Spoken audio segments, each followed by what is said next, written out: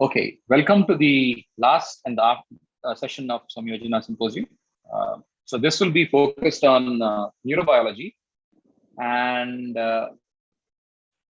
we have three talks in this session. The first one is by Ishan, Farzeen, and Pranav on genetically tractable jellyfish, followed by Shruti, Abhiram, and Akanksha, who will talk about social touch and the molecular basis for that, and an interesting talk on the title "Make War Not Love." You'll have to come and attend the talk to know what that is about by Alekhya, Palak, and Rakesh. And then we'll close up with the discussion of this particular session and the overall symposium. So with that, I turn it over to Pranav, Farzeen, and Ishan. The stage is yours.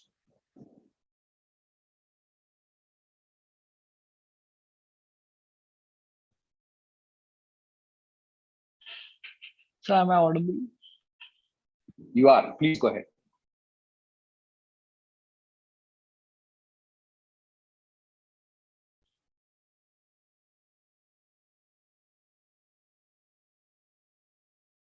Ishan, you're muted, so we can't hear you. So we need a second. Yeah. Take your time. Take your time.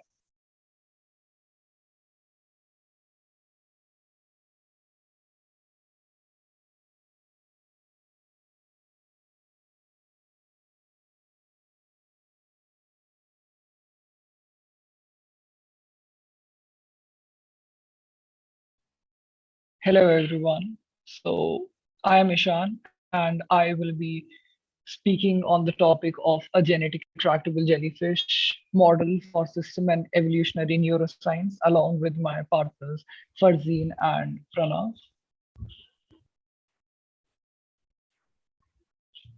So the first slide, which will be on the jellyfish.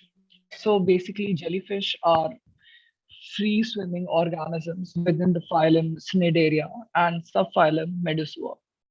They are radially symmetrical organisms without a brain that arose more than 500 million years ago. They achieve organism level behavior through coordinated interaction between autonomously functioning body parts. Their neurons are homologous to our own but lack centralization. How such organisms are able to feed themselves, navigate, escape from predators, or even sleep in the absence of a central brain possesses an important problem in the field of evolutionary neurobiology. Next slide. Okay, so then we're going to talk about its life cycle and structure. So basically, jellyfish have a triphasic sexual reproductive cycle, which can also be recapitulated in a laboratory. As you can see in the slide, so following controlled fertilization, zygotes develop into a planula stage. The planula attaches to the substrate where they can form clonal polyp colonies that release free swimming medusa, which can be vegetatively propagated. Their entire life cycle lasts for about 6 to 8 weeks. Next slide, please. Okay, then we're going to talk about our model organism, which is Clytia hemispherica. So till now, their genome has been sequenced and an atlas of its cell types have been generated using single cell RNA sequencing. Cas-C mediated gene knockout have also been reported, but transgenesis have not yet been established. This study generated stable transgenic lines for neural imaging and neural cell type specific ablation. Their medusa are generally small, optically transparent, and have 10,000 neurons in 1 centimeter adult. They have nerve rings, circular and radial muscles, and a sun umbrella nerve network. Next slide. Okay, so then we're going to talk about RFMA positive neuron identification. Now, generally neurons immunoreactive for an RFMide peptide have previously been identified in Clytia and have been suggested to play an important role in medusa defense and feeding behaviors. We confirm that RFA immunoreactive in nerve net, mouth, nerve rings, and tentacles. The RFA positive neurons comprise a very large population of the nerve net neurons, which is approximately 80%. The RFA positive neurons were identified using a very generic neural marker called tyrosinated tubulin. The RFA positive neurons were found in the radially oriented and enlarged. Whereas if you compare it to RFMide negative neurons in the nerve net, they were generally smaller and lacked a clear geometrical radial orientation. The RFMide positive neurons in other body parts are less abundant as compared to the nerve net. Next slide. Okay. So in this, we're going to talk about the transgenesis. Now, to gain a genetic access to RFA positive neurons, we established transgenesis in glia. Plasmid and TOL2 transposes were injected into the glia X, and polyp colonies were screened for expression of an M-cherry reporter. Strongly expressing colonies were cultured until they were producing the F0 medusae, which were backcrossed to the parental strain. Approximately 100% of these backcrosses yielded germline transmission. Stable F1 progeny were maintained and expanded vegetatively as clonal polonies that that released non-mosaic transgenic medusae that could be collected daily. Next. Okay. So in this, we are just going to introduce some terms such as MTS, NTR, and M-cherry. So NTR stands for nitroreductase, which is a bacterial homodimeric favor enzyme coded by NFZB gene. The MTZ stands for metronidazole, which is activated by the NTR to produce cytosic effects leading to cell ablation. And M-cherry is a red fluorescent protein which is derived from sea anemones. The fusion of NTR gene with fluorescent markers allow for ablation and visualization. Next slide.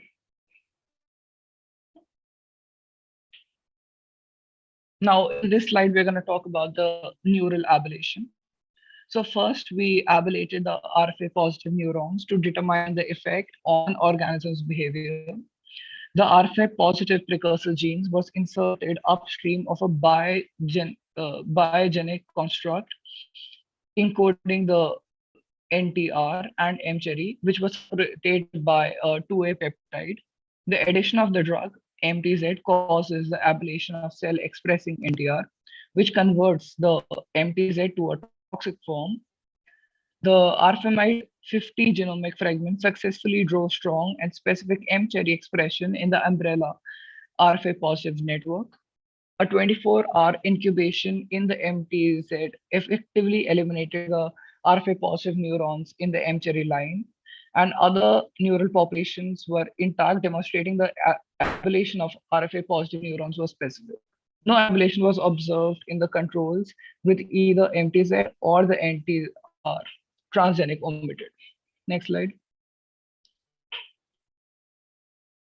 So this slide is going to talk about the effects of MTZ incubation.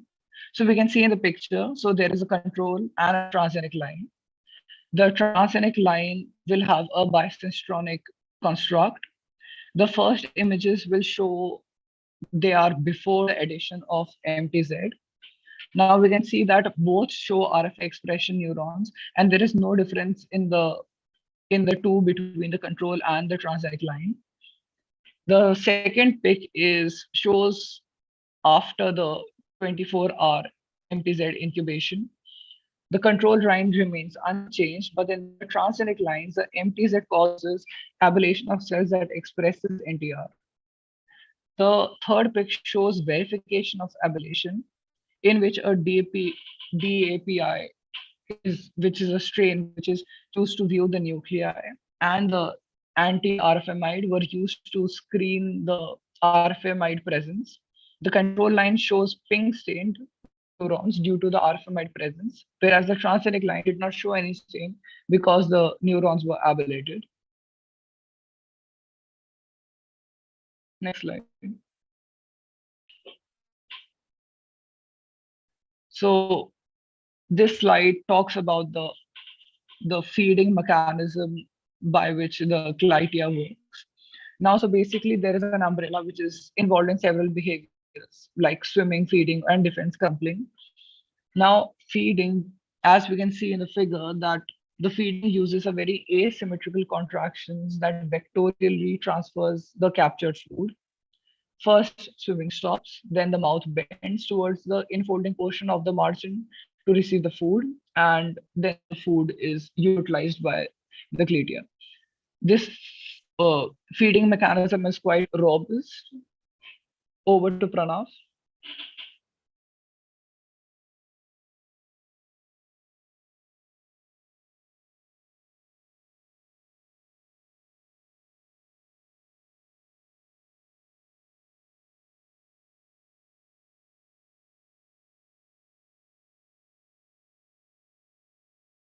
Pranav, you seem to be muted. We can't hear you. Oh, am I audible now? Yes, Hello? you are. Okay.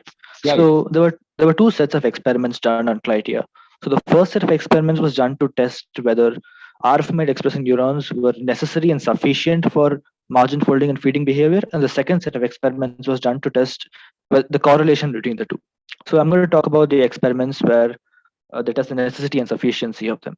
So, but before we can test that, we have to find a way to measure the margin folding.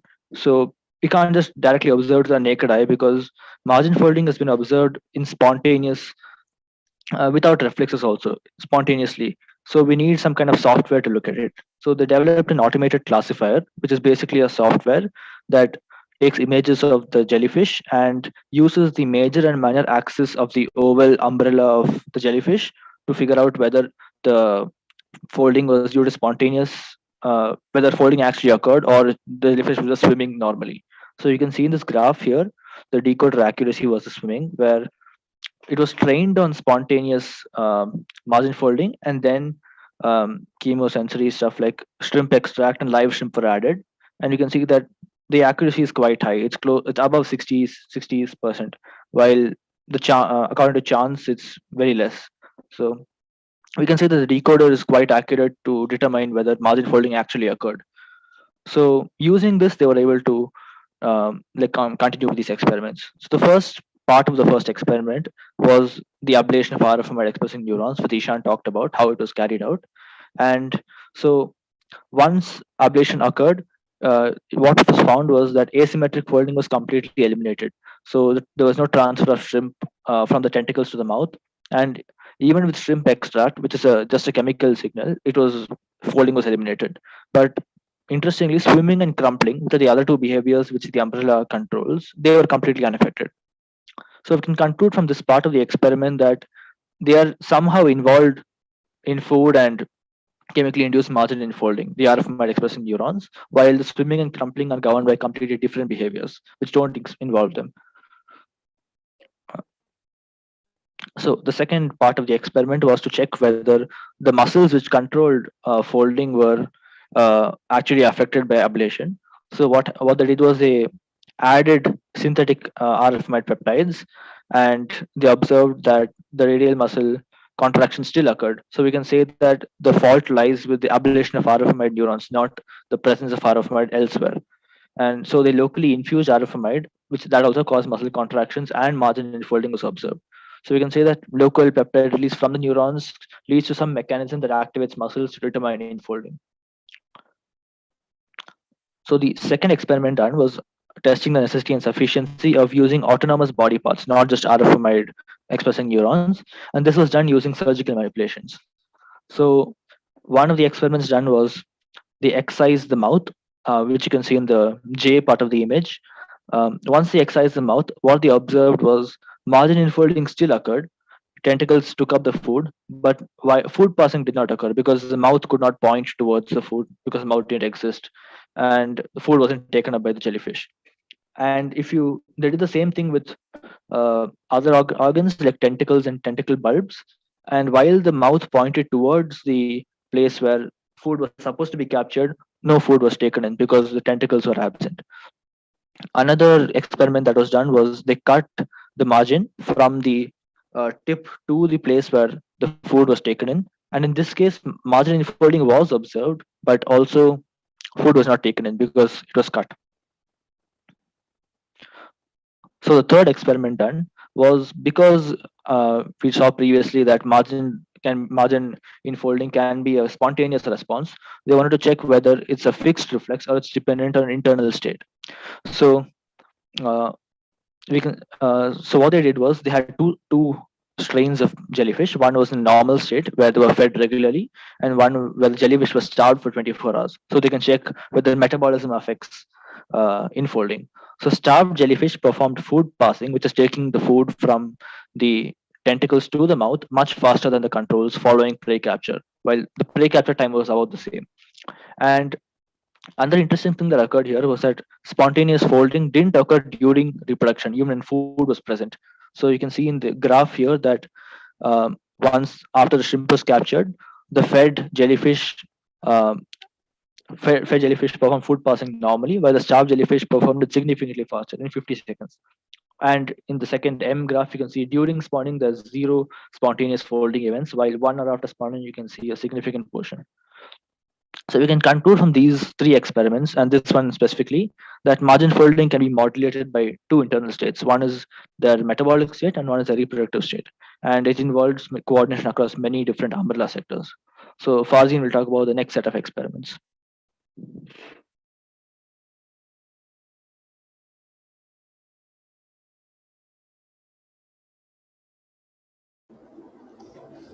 I hope I'm audible.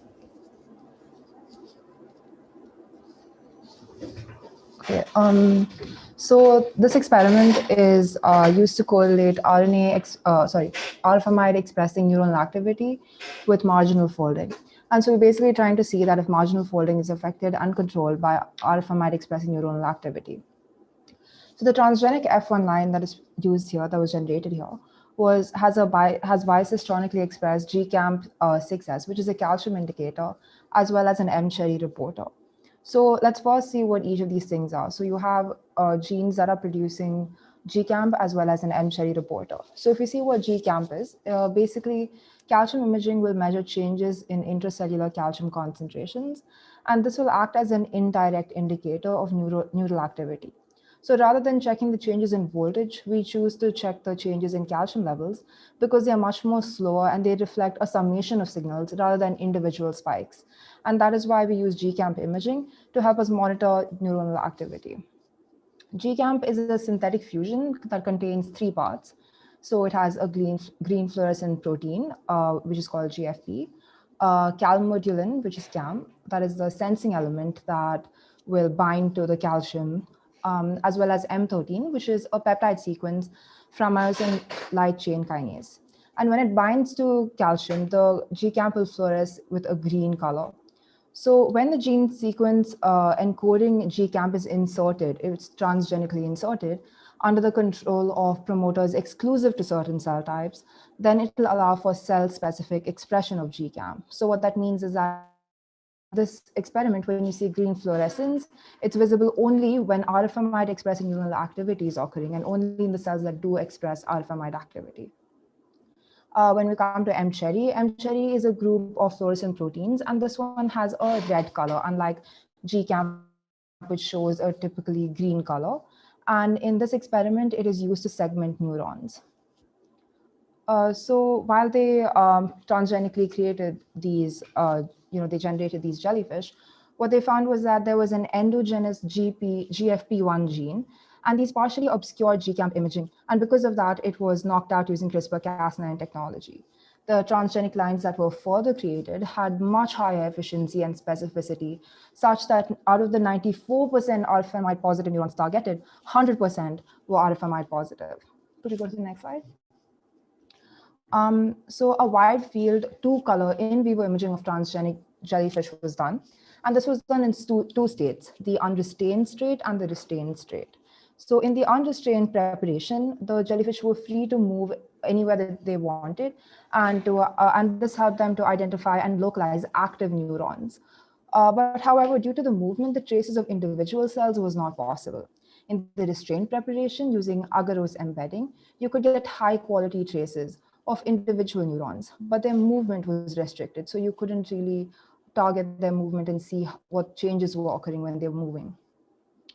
So there was a need to use both these states in order to provide a balance between the GCAM signal extraction and the natural movement of these jellyfish. And in order to do that, a loosely restrained preparation was made. And in this case, there was variation in the agarose embedding, and in such a way that there was freedom of movement, which allowed for swimming or folding, while also getting individual traces of these neurons through GCAM imaging. So in this case, behavior and GCAM imaging could be analyzed simultaneously. And in this case, the M-Cherry channel was used to segment the neurons and exclude the GCAM signals that were affected by movement. Could you go to the next slide? So when the interpretation of these different movements was done, which is basically swimming and folding. In the case of attempted swimming, there was high frequency circumferential contractions. And in the case of attempted folding, there were low frequency radial movements. And in the loosely restrained preparation, they were trying to examine the temporal relationship between the neural activity and the time taken for certain behaviors. So in this case, as you can see in the graph, they were trying to see whether, in the case of swimming, how much time is it taking before a certain kind of movement. Could you go to the next slide? So what they found when they looked at these movements and tried to get data based on that was that strong activation of patches of RFMI positive neurons occurred at the onset of folding, but not in swimming. So it only happened during folding, but not in swimming. And activity within these patches was synchronous. The prediction for this type of activity was done for the whole population of jellyfish. They got data from all the jellyfish, and then using all of this data, they made a three-way classifier to predict quiescence, which is inactivity, or swimming or folding. So you can predict what kind of activity the jellyfish will be doing based on the type of movement and the temporal relationship between those movements. And what they found was that although they could not differentiate between swimming and quiescence, folding had very high accuracy predictions. Could you go to the next slide? So they used principal component analysis, and in conclusion, they found that during RFMI positive neuron activity, maximum variance was observed in folding, and hence we can conclude that RFMI positive neuronal activity is temporally and specifically associated with margin folding behavior. Further studies on the unrestrained preparation with spontaneous and evoked stimuli, which is in the case of spontaneous, there was no stimuli provided. And in the evoked stimuli, it can either be in the form of shrimp extract or in the form of intact shrimp. And these indicated that RFMI positive neurons were activated in a radial wedge-shaped patch from the epicenter of margin infolding. And both spontaneous and evoked marginal folding were localized to the site of the stimuli in a very synchronized manner. And this raised the question of whether these neurons activate each other and associated radial muscles through the use of RFMI peptides. So in order to test this, perfusion of the RFMI was done during GCAM imaging. However, these did not activate the RFMI positive neurons, suggesting that this peptide does not play a role in inter-RFMI positive neuronal communication. However, there's always a chance that another unidentified co-transmitter or peptide could be performing the same function. Going ahead to the limitations of the study. So there were three main limitations. The first one is that events that may be understood as being spontaneous during the experiment may actually have been triggered by microscopic exogenous stimuli that we were not aware of. The second one is that activity in the immobilized jellyfish may differ slightly compared to freely moving animals. So you may not be getting a very accurate, understanding of what's happening because you are restraining the jellyfish from movement. And the third one is that imaging was done in the juvenile jellyfish. And so there might be differences in older jellyfish or jellyfish of different ages. Over to you, Pranav.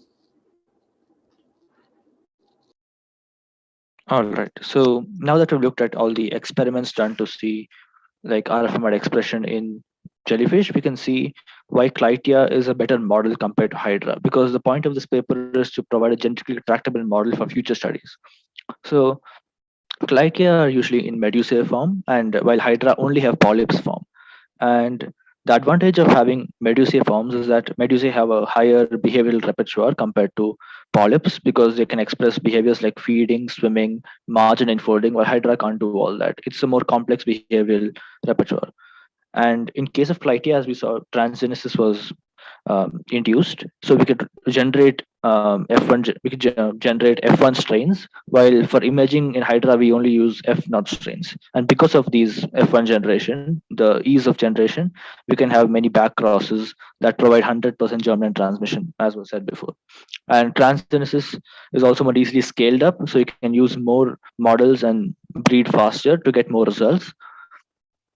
And one of the main differences is in sub-assemblies. So both jellyfish and hydra have sub-assemblies which code for particular activities inside their neural networks, and both have uh, distinct uh, both have distinct assemblies. While in hydra the assemblies are overlapping for different functions, they aren't spatially segregated, while in clytia they are spatially segregated. And so it looks at a more complex neural organization which can be used to explore further. Clytia also regenerate and recover behaviorally if they're injured in experiments, so you don't have to get new jellyfish. And they also integrate new stem cell neurons in the neural network, which is quite interesting. And so this can be studied further, and it's an interesting tool to use in the future. Okay, so after, what can we conclude from these experiments and on the arithmetic expression? So the first, all the experiments suggest that autonomous behavioral modules, which are like portions of the neural networks, some feeding for crumpling for swimming, they are combined to form coordinated super modules that are arranged around the umbrella. So we just talked about that. And so we can theorize that coordinated behaviors in organisms without brains like jellyfish might have emerged in this way. Like smaller autonomous modules are duplicated and modified into supermodules. And further modification of these supermodules might have given rise to newer structures like even organs and organism level behavior. So what is the future applicability of Clytia as a model? So it furthers our understanding of neural network development and evolutionary biology, because compared to Hydra, it has a more complex neural network system and spatially segregated assemblies, which can be used to determine evolutionary phylogeny. And they also offer a new genetically tractable model for investigation at the neural and systems level of function. Instead of just going through the genes, we can look at them as a complete organism. So that's the end of our talk. Thank you.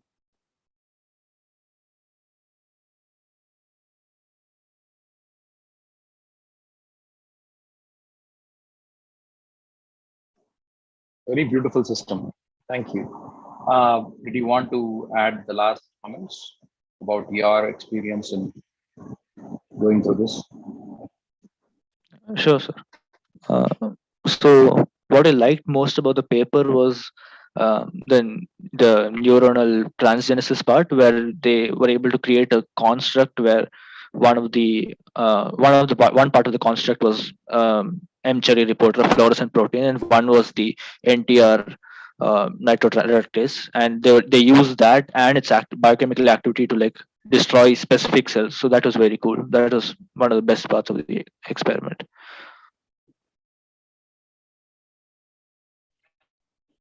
So for me, I feel for me the best part was the neural ablation part, in which they were proving like how the ablation is taking place, which part, like how the RFA might, how like the transgenic and the control line were different, and how the staining was done, and how we got the results for the.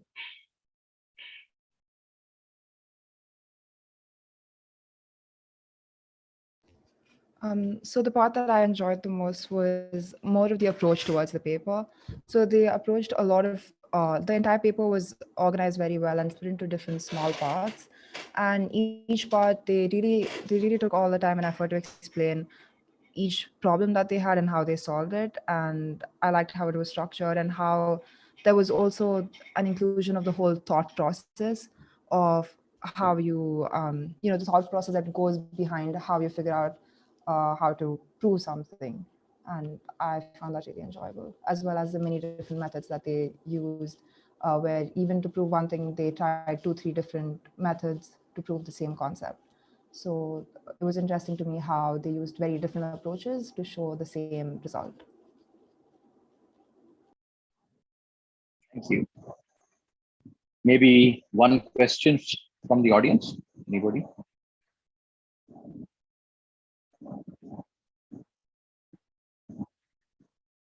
So one of the last slides you actually mentioned the limitations, right? So have you thought of, or did you guys, when discussing, did any ideas come about? How do you address those issues? For example, I mean, that the microscopy itself could be causing the stimulus. Did I say it right? So there were 3 things. One of them is just the manipulation part. Second one is the immobilizing the organism is actually not is leading to is an issue, correct? So have you guys thought of possibilities of overcoming these problems? So for the part with the exogenous stimuli, where you can't see if spontaneous behavior is just spontaneous or due to some microscopic stimuli that we can't see, I don't think there's like a particular one specific way where you can solve it, because it's like microscopic stuff is something that's very hard to control in the lab. So I like we can just have very good quality control of our ingredients in which the jellyfish are, like we're observing the jellyfish, but like contamination is always going to be there and we can't always predict the same. Like it's something we have to like just take into account as an iteration. Can you think of some kind of a microfluidic device or something where the immobilization is not going to be a problem and still not some device where immobilization is not being done, but you can continue to get proper imaging? Is it possible? So I think it's possible, but it's very takes a lot of resources to do it. And it's like because the results differ only slightly when compared to immobilized and freely moving bacteria. I mean, a jellyfish. So it doesn't affect the results too much. It's just something to acknowledge. So as long as you have good tight controls, we are in good shape. Yes, sir. Very well. Thank you very much. If there are no, I mean, we will have a little bit of time towards the end. So let's go to the next team, Sruti, Abhiram, and Akash. Thanks again, Pranav, Ishan, and Farzeen.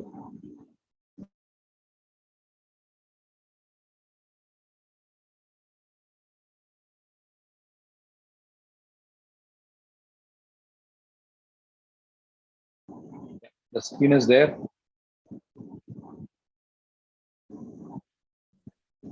Hello, sir. Can you hear me? Yeah. Can you get a little closer to the microphone? That might help a little bit. Hello. Yeah. Is that any better? Slightly better. Yes. Please go ahead. Yeah. Okay. So good afternoon, guys. So today, myself, Aviram, and my teammates Akanksha and Shruti are going to present on the paper social touch like tactile stimulation activates a tachykinin 1 oxytocin pathway to promote social interaction. So this is a paper published by few professors who collaborated from the Institute of Neurosciences and Brain Disease Institute and Chinese Academy of Sciences situated in China. And they actually did a good job, and you'll get to know what the paper talks about in the incoming few minutes. So before we go, I know everybody have been like giving presentations and listening to the presentation talks and all. So before we start our presentation and keep your mind again, let's have a small game. Could you try to solve this so that we'll be out of the boredom and we'll be rejuvenated? We'll have 30 seconds. Done.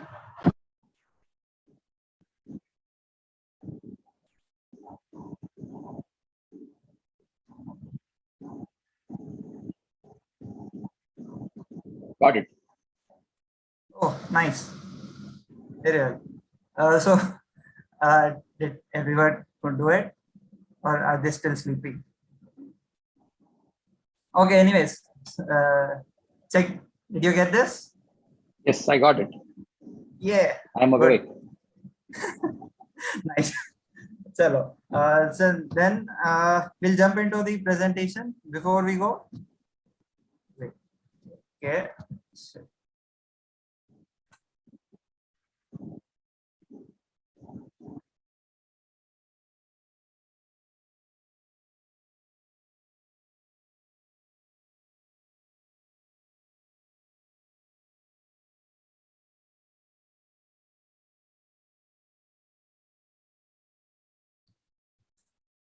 Sorry for that.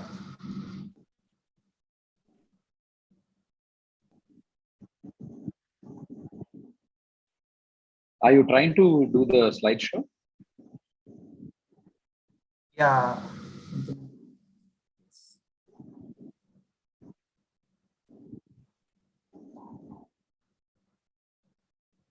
So yeah.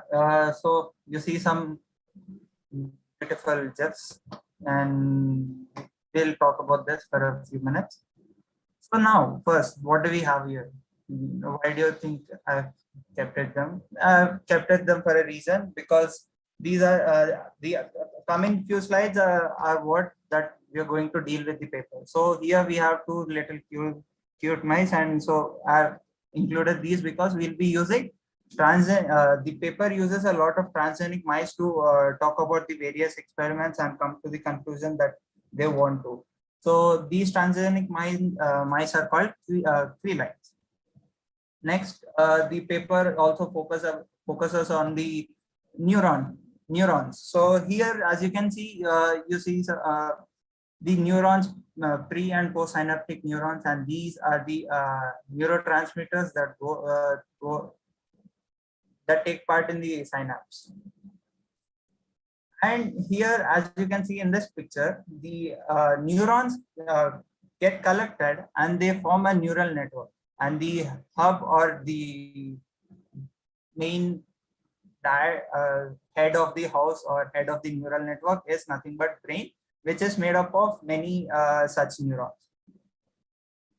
And next, we have this amazing structure that is present in our body. That is the brain. Let's just admire the beauty of the brain.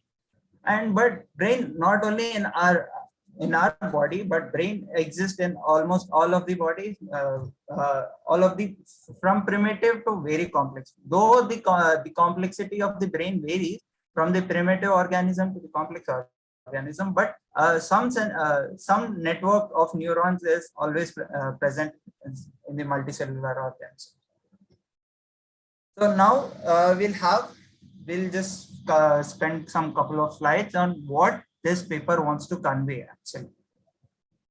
So this paper wants to talk on does social touch do something or have an effect on mice, or that it doesn't, or what kind of effect does this positive sense of social touch have? So it comes to a conclusion, yes, that it activates the oxytocin neurons and it increases the social interaction. And then it talks about what neuronal aspects are working behind this social touch and oxytocin neuronal activation and all, and how this neural network is arranged and all. So where it comes to a conclusion that the PVH and PAG regions of the brain, that is paraventricular hypothalamus and lateral and ventrolateral periaqueductal gray, are responsible for the talk between the neuronal transfer in the brain. So I'll just show you for imagination purposes, keep this in mind because we'll be frequently visiting the PVH and PAG region. So PVH is somewhere here in the hypothalamus and PAG is somewhere here near the midbrain or around near the midbrain, like aqueductal. This is the aqueductal. And then it also talks about is really the presence of the network and the social that's related, and social interactions, are they related? Yeah, they ponder upon that and they do have a answer to that. And then with this, we'll move on to the methods that the people use to come up to the conclusions or do the experiment. First up, we have the method of neural signal measurement, where the neuronal impulses are measured using the two micro electrodes, and which is connected to oscilloscope, and which gives the various readings like volt, microvolts, and seconds. And next is the RNA scope technique, where it is a hybridization technique, and it is very specific, where we use probes and amplifiers to specifically tag to the transcript of the DNA, that is nothing but mRNA. And then these amplifiers are labeled with a probe to give a chromogenic probe that gives us the color. As you can see, this is the mRNA. mRNA is tagged with specific pair of oligonucleotides, which are attached with the pre-amplifier, which is attached with amplifier. Amplifier then goes to chromosome, attaches with chromosome, which gives us the color. And then we have the next method being immunochemistry, where immunochemistry uses the principle of antigen-antibody bonding, specific antigen-antibody bonding, and it uses this property to tag specific proteins or the RNA or protein of interest. And then we use the next method, very frequently used method is virus-induced tagging, where we have the virus genome, and this genome is inserted with another gene or a new gene, which codes for a fluorescent protein or a chromogenic substances that give out fluorescence when irradiated or when the reaction takes place. And for this specifically, virus-induced tagging, we use AAV virus, that is adeno-associated virus. You'll be coming across those in the further slides. And then the last method that we frequently use is the chemogenetic method, where we use the chemicals to activate or inactivate the specific proteins and to view the expression of the proteins. And with this, we'll move on to the experiments that the paper talks about, and hand over to Asami. Thank you, Abraham. Am I audible? Am I audible? Yeah. Hello? Yes, you are. So now that a hypothesis has been given that social touch is inducing social interaction, we need some experimental proof for that. So for that, the first experiment we come across is two group of mice were taken, one which was given tactile stimulation, or in our case, we call it social touch, and the other group was controlled mice to which no stimulation was given. Both the population of mice was kept in the experimenter's hand. The ST mice received stroking, whereas the control mice was just kept in the experimenter's hand. Next, we observe that the ST mice interact with their littermates more, and they spend time in approaching their littermates, whereas no social interaction or less social interaction was seen in the case of control mice. We come across another phenomena, that is conditioned place preference. Conditioned place preference is a behavioral model. Basically, we check the behavior of an animal towards a stimulus or a drug. So in this case, in general, we keep the animal in a compartment, in a box, which has two compartments divided by an opening. In this case, one compartment has a corn bedding, the other has a cotton bedding. So we see that the mice which was receiving social touch, they have a tendency to move towards the cotton bedding. Hence, CPP was observed in the ST mice. Whereas in case of control mice, we do not see such phenomena. So now we also need to have some graphical or experimental proof for that. So for that, we measure the oxytocin the firing of the oxytocin neurons. So for that, we inject AAV, as mentioned earlier, which is the adeno-associated virus. It is generally used in gene therapy or to incorporate our genes of interest. So here, as you can see from the figure, AAV-OXT Venus. So AAV is labeled along with the fluorescent protein, which is Venus, and Venus is specific to the oxytocin neurons. So it will only highlight the oxytocin neurons. So a small bias current is passed, and these mice are stroked from P15 to P50. P15 is your juvenile stage or the young stage of mice, whereas P50 denotes the adult stage of mice. So we see that, next slide.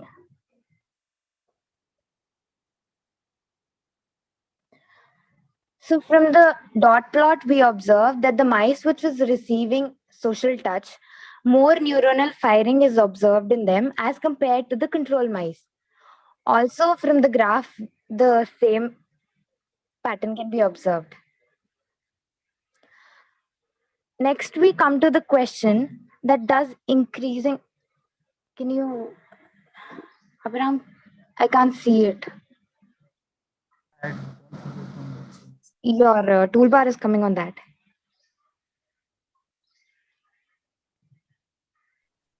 Akanksha, I think it is yours. Your toolbar is probably hanging. No, sir. No, you sir. Actually, she's able to It is see my in screen. screen. Because I can see the whole screen. That is why. It's only for I can see our now. screen. So next we come to the, should I continue or you change Yeah, it? should continue. Next we come to the question, does increasing the stroking speed affect neuronal firing?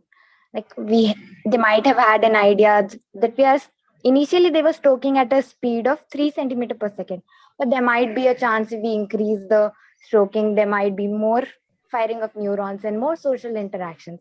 So hence they conducted another experiment where the ST mice was stroked at the speed of 3 centimeter per second for every 5 minutes.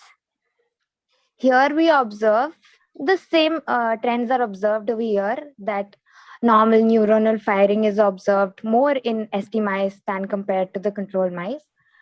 Then they conducted the experiment at a speed of 10 centimeter per second for every 5 minutes. In this case, we see that there was no increase in the firing of neurons. It was equivalent to what we see in the case of control mice. Hence, it was inferred that increasing the rate of stroking did not affect the rate of firing of these oxytocin neurons. So again, we have a lot of different kinds of neurons in the PVH. It can be the vasopressin, it can be the oxytocin neurons. So next, the experiment is to prove whether oxytocin is the hormone which is responsible for these social effects on neuron firing. For this, they again took two populations of mice, one which was the oxytocin knockout mice, which we can obtain these by either replacing or disrupting the gene by artificial DNA. And the other is the heterozygous oxytocin mice, which had one normal gene and one knockout gene. So same, both the populations were stroked every day, were given social touch every day for 5 minutes.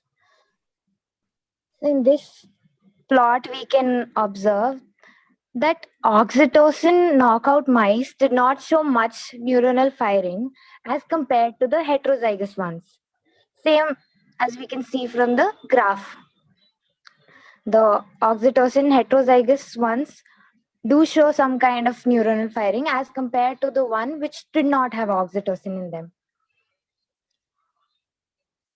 Similar trends were observed during the social approach and investigation, where the oxytocin knockout mice did not spend time in approach and investigation with other littermates, whereas compared to the heterozygous, which spent some time in social approach and investigation. we come to the phenomena of CPP again. Here we can see the oxytocin knockout mice showed latency or delayed time to enter the cotton zone as compared to the heterozygous mice.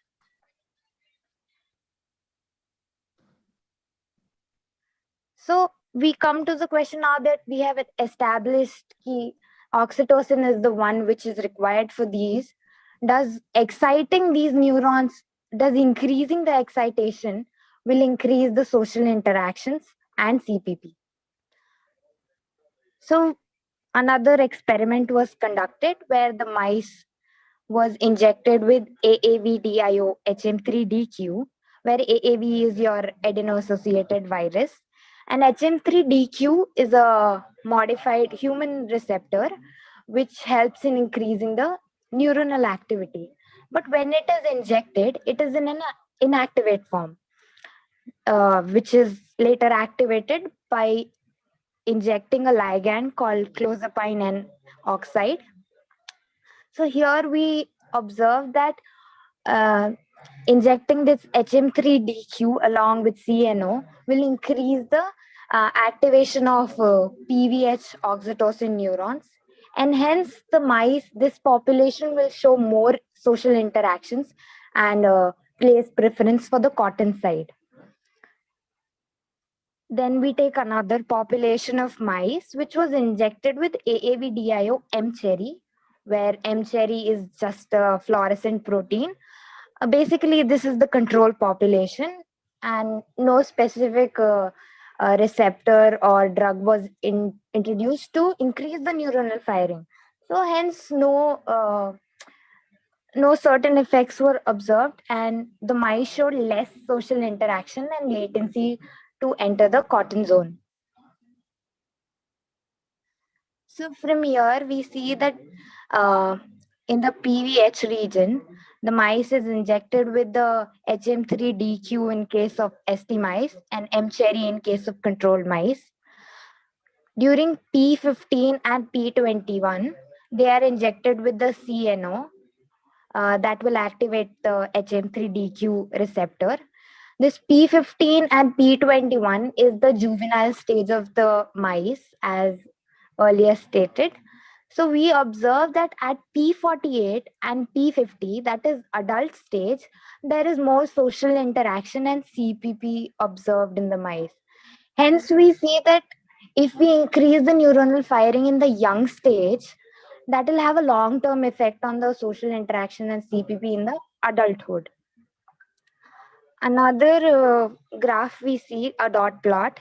From the first dot plot, we can see that the HM3DQ mice spent more time in investigation and approach with its litter mates compared to the M-cherry mice. More dot plot 2 states that there were more number of events where it spent more time in approach and investigation. And the last one, the dot plot 3, shows that there is zero or negligible latency to enter the cotton zone in case of the HM3DQ mice as compared to the M-cherry or the control mice. Over to Shruti. Thank you, Akanksha. Yeah. So after determining the oxytocin, that oxytocin has an effect on social interaction, and based on the previous inferences, experiments were performed in order to find out which part of brain regions can pass on tactile sensory information to PVH oxytocin neuron. Where the first approach was to inject the mice with a modified virus encoding for GFP, which is a green fluorescent marker protein, and few other tags into the PVH, and M-cherry to PAG. It was observed that GFP positive cells co-localized with NP1, neurophysin 1, and RFP that is already present in PVF, which demonstrates the specificity of labeling. Then a complementary approach was to quantify whole brain expression of EGR1 gene, and a few specific regions of brain were found to have increased expression of EGR1, and the regions are, as you see, medial preoptic nucleus, PAG again, solitary tract, lateral parabrachial nucleus. So the thing with LVL-PAG is it showed increased expression of both EGR1 gene as well as GFP. So what did I mean when I said GFP positive cells is, as you can see from the figure, so this represents the images of neurons in PAG, where, yeah, neurons in PAG, where we can clearly see the GFP expression. You can clearly see the GFP expression.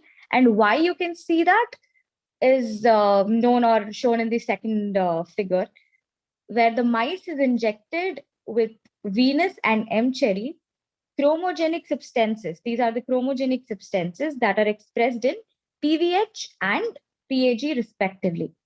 Now, Venus is oxytocin specific. Therefore, it gives out green color in the regions where oxytocin, green colors in the region where oxytocin neurons are present. That is again PVH region. And M. cherry in CHR2, M. cherry is CHR2 specific. Therefore, PAG regions having CHR2, CHR2 is again channel rhodopsin, which is light sensitive protein. Then, PAG region having CHR2 are given out with a red tag. Now, from the graph,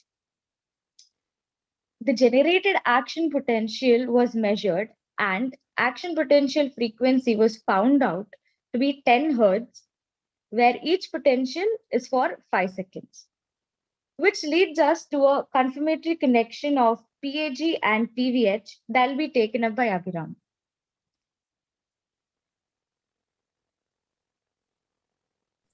Thank you, Shruti. So now that, hello?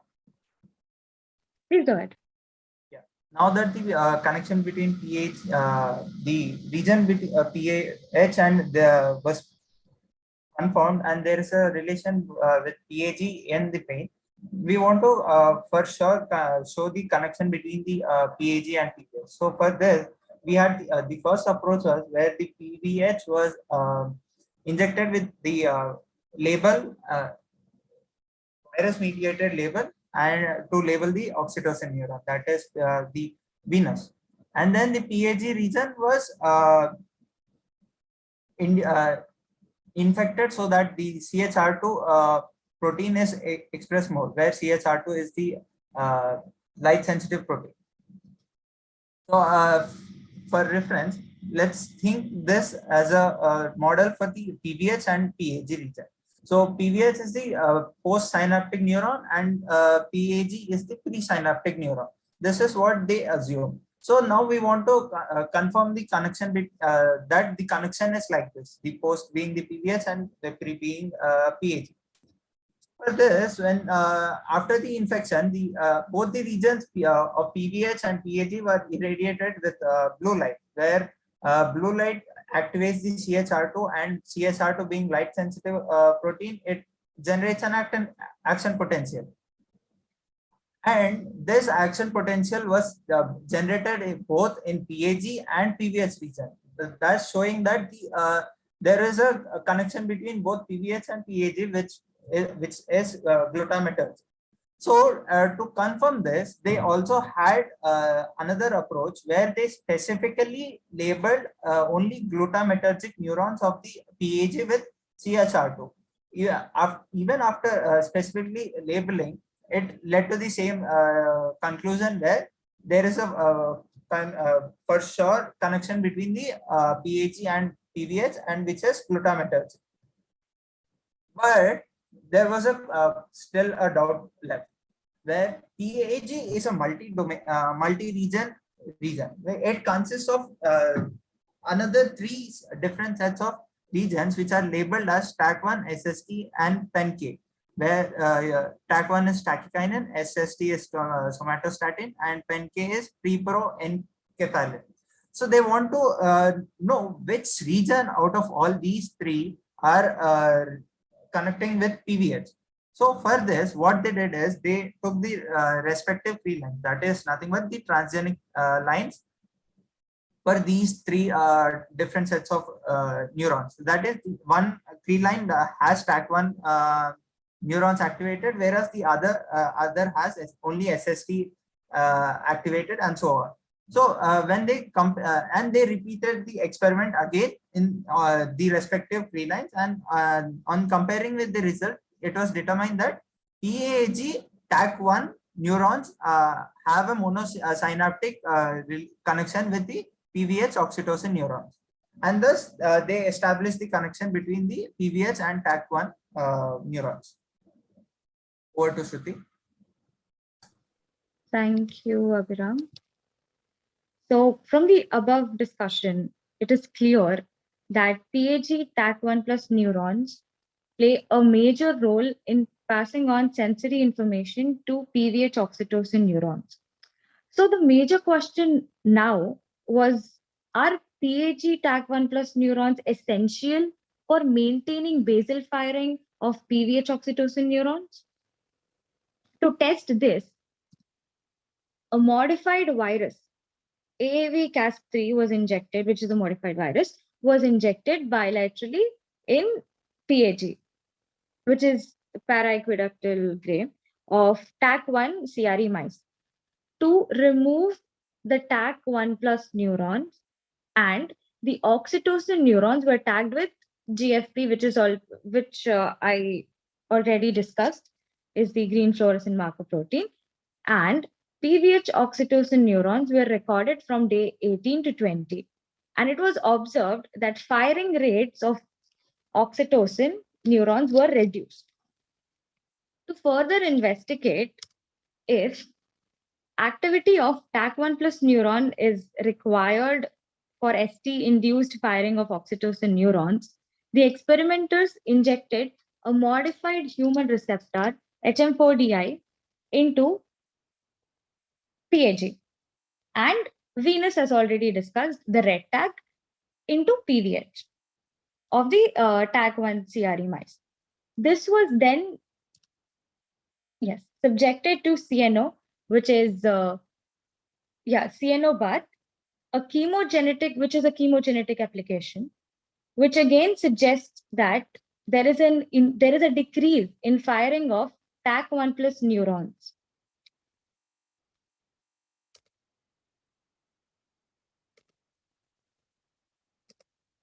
Yeah, and from the figure, as you can see from the figure, TAC1 CRE mice is injected with GFP and Cat3 that I already mentioned, and Venus, which is the red tag, in PAG and PVH respectively. And then in the other figure, HM4DI is injected into PAG and Venus is injected into PVH. Yeah, over to Akanksha. With this, we have come to the conclusion of the paper. At the starting, Abhiram asked the question, does social touch actually has an effect on social interaction? So by the end of the paper, through the experiments, we have come to the conclusion that tactile stimulation actually has an effect on social interaction through oxytocin neurons. Other experiments have also proved that along with the oxytocin neurons, we have neurons such as TAC1 plus neurons that play a role in the social activity and place preference of organisms. We come to a conclusion that if a child, we are using the model of mice, but in case of a child, if a child receives a positive affective touch in their early stages, it leads to a it leads to long-lasting positive effects on the development, on the social development, social life of the child.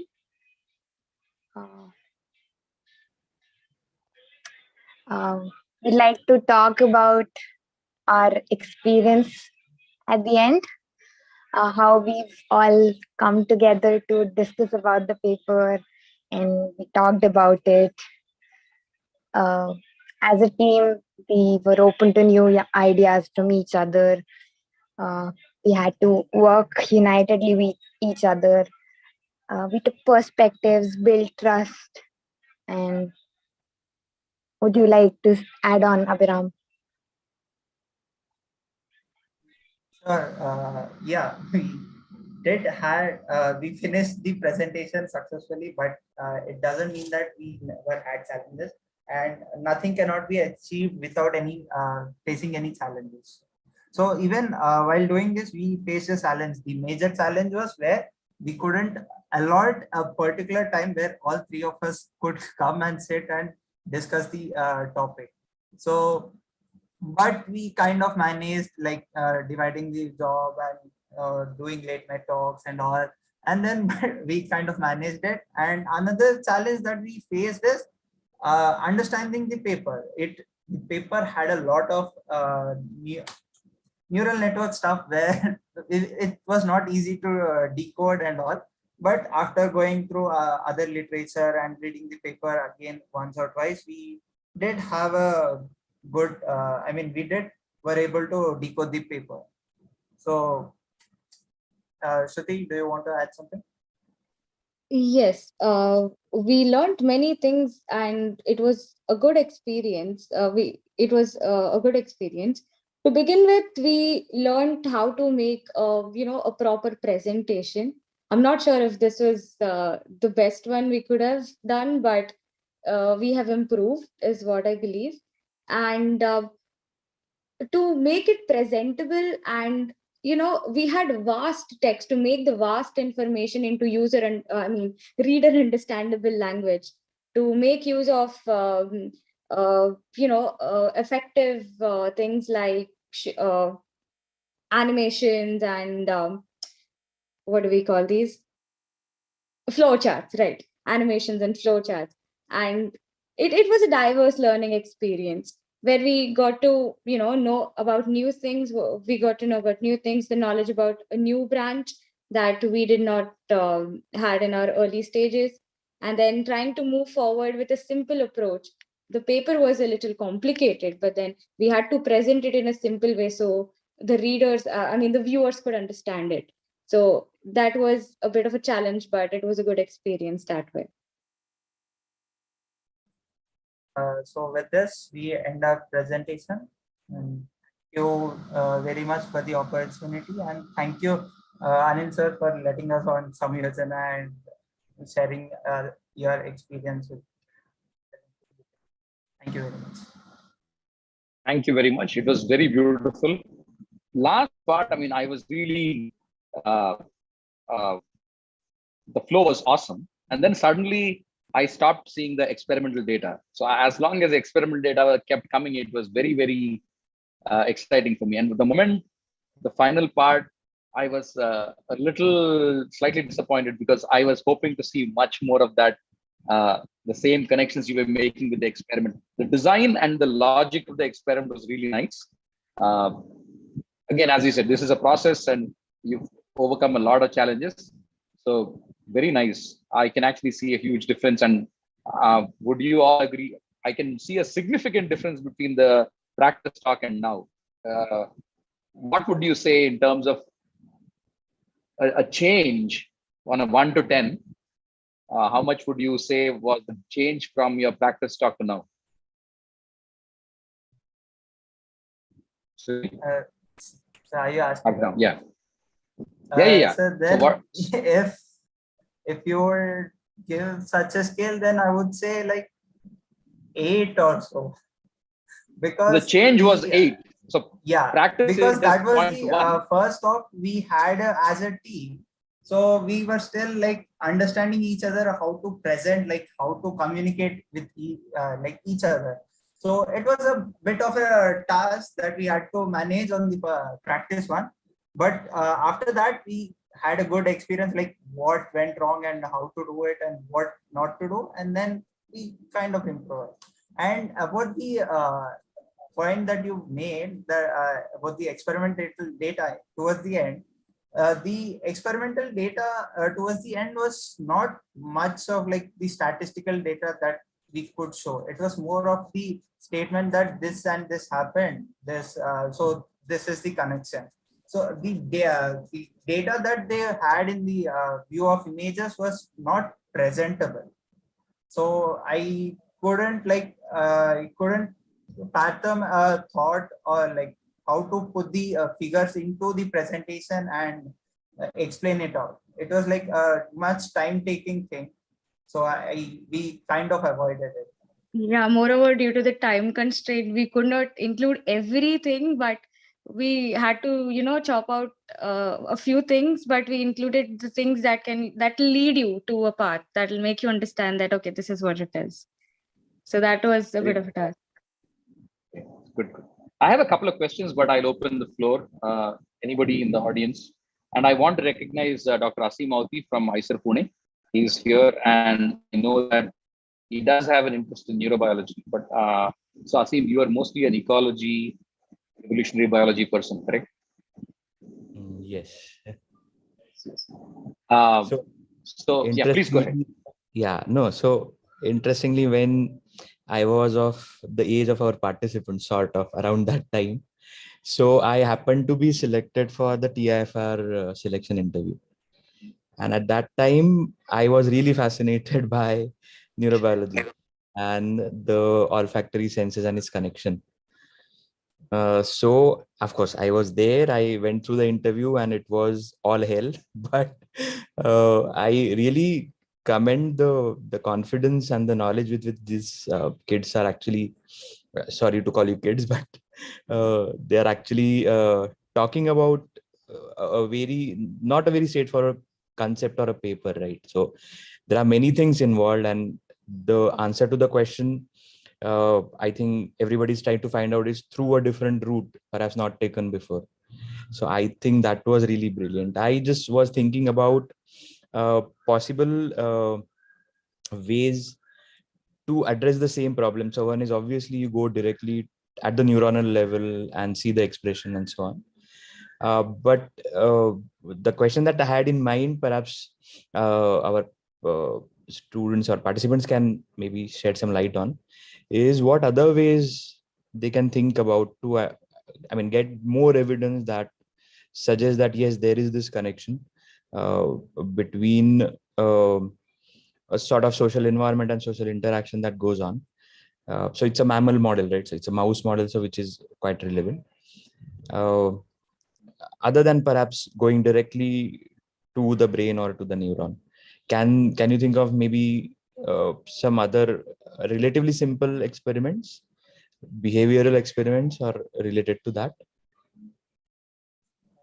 Sir, I'm not sure, but definitely we can plan an experiment based on behavior aspect, because every mammal or a main instinct of animal is to survive, right? So on the basis of that, I think we can plan some experiments like cognitive experiments where the animals could we'll be giving them like a kind of stimuli, like a continuous stimuli, and then where we can see the difference between stimuli that we are giving or not. Like in the initial part of the experiment, the mice were subjected to tactile stimulation, and then the conditional place preference was observed. So I think we can have such a similar experiments plans, but since we are not experts in that domain, I would not I don't have many more comments. But definitely, Okay. from my early classes, I remember some experiments that I studied while I was having an introductory course to neurobiology, where the squirrel used to go for hunt and come back to its own home, and go look around the surroundings and go directly there. But when there was a sudden change around the surroundings, it was not able to go back to its home. It used to wander around. Mhm. So I think such experiments can be planned to like in perspective of social touch, Okay. where the pups could be like induced with continuous social touch, and after some time, if they are isolated or they've been separated, and then what kind of the changes they might behavior in aspects of behavior can be seen. Mhm. Yeah, that would be interesting, certainly. One more thing I was thinking about. So, of course, this paper talks about mice. Do you consider mice as social animals? Yes, sir, I do. Because I Okay. haven't seen any mice running around. I mean, sometimes they do, but usually one or two like stay behind or so look on.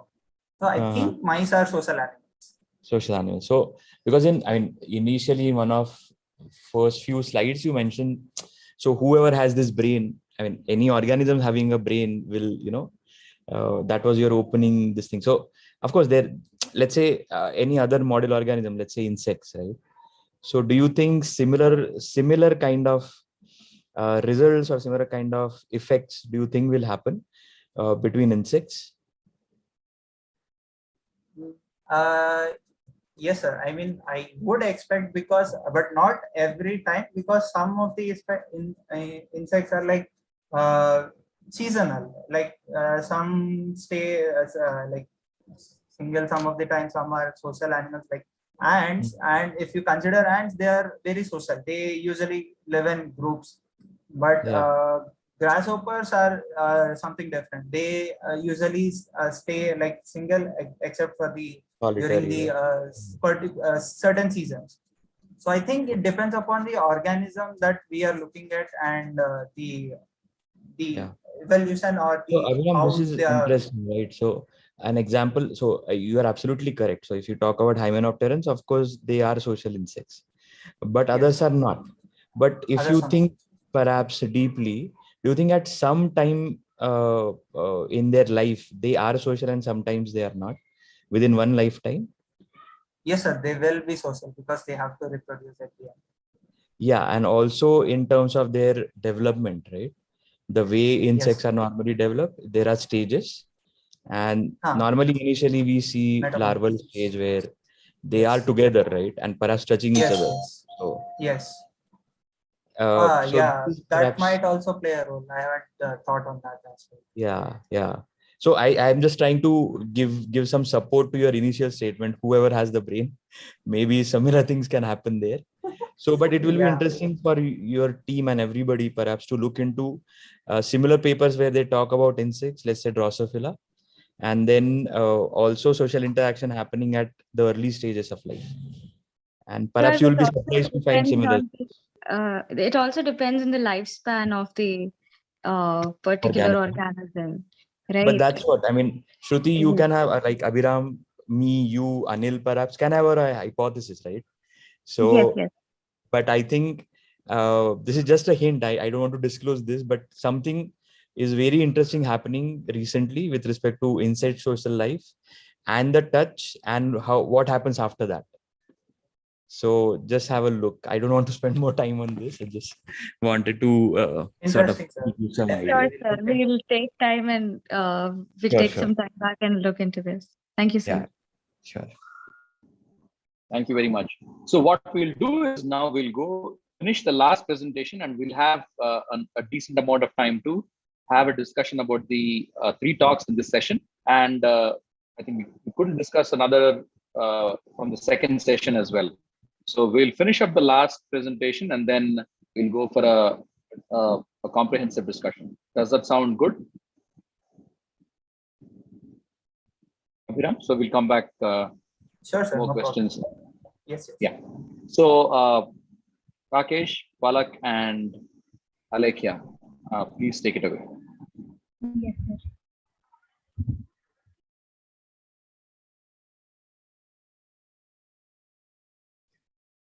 Is my screen visible? Yes, yes. Okay. A very good afternoon, everyone. I'm Alekhya, and along with my teammates Rakesh and Palak, we will be presenting on the paper The Neural Substrate Underlying a State-Dependent Switch in Female Social Behavior.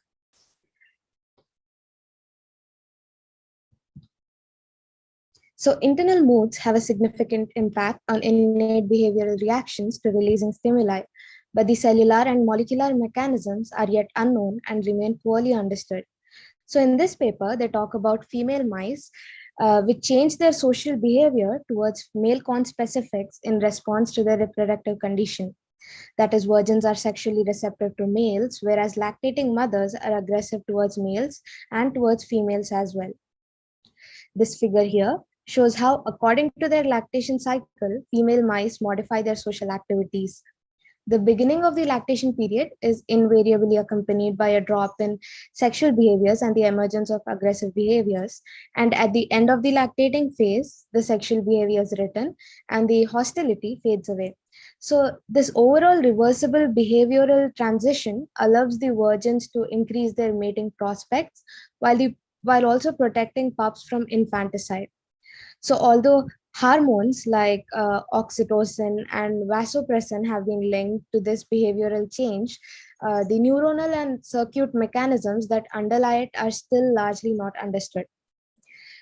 Here, the ventrolateral subdivision of the ventromedial hypothalamus, abbreviated as VMH, is essential for lordos's behavior in female rats. So lordos's behavior is nothing but sexual interaction amongst female mice and male mice.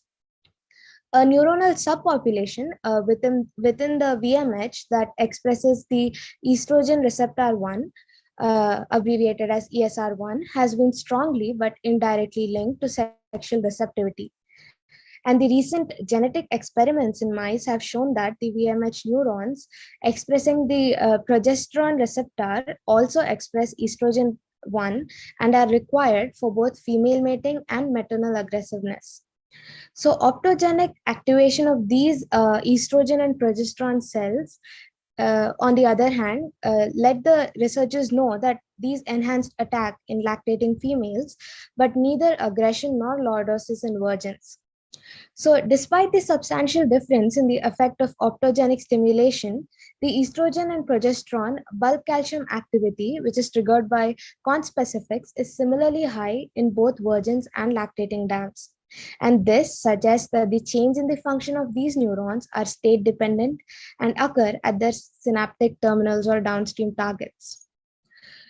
Now, changes in activity could also occur among subgroups of the estrogen and progesterone neurons, and these were not seen in bulk calcium imaging investigations. So this figure here shows distinct subsets of the estrogen 1 cells which control mating in virgins and aggression in lactating dams. So their relative activity differs depending on the animal state and determines their behavioral output. So the changes in lactating females could involve a decrease in mating, as shown in this model, or an increase in the activity of aggression neurons, or both, that is mating and aggression. So the change in this activity of the different subpopulations could reflect cell intrinsic changes in input strength, or both. Now, in this study, overall, they discovered 2 transcriptome subgroups in female VMH that causally influence sexual receptivity and aggression respectively. We will now look into various results of the experiments they conducted, leading to their conclusion. So the model of mice we are using in this experiment is C57BL/7, which is a female. And what we start off with is we start off with an intruder resident assay, which is for like 15 minutes, in which we keep switching the kind of mouse we have, the female mouse. So in one case, it's like it's a virgin, or it could be like in a post-lactation state, or it could be an aggressive dam, which is in a lactation state. So generally, the virgins and the mouse in post-lactation state are sexually receptive, but the ones which are like lactating are aggressive, as observed naturally in order to protect the pups. And in the other chamber, we actually keep switching between a male and a female, and we see what happens. So, so this is the chamber in which it is actually done. So naturally, like whenever we have, whenever we bring in a male mouse in front of a female virgin or a a virgin, sorry, a mouse in a post lactation state, it is ready to mate, and it exhibits low doses. So low doses again, it's the bending of the back, which actually is a signal to mounting, which is actually done by the male mouse.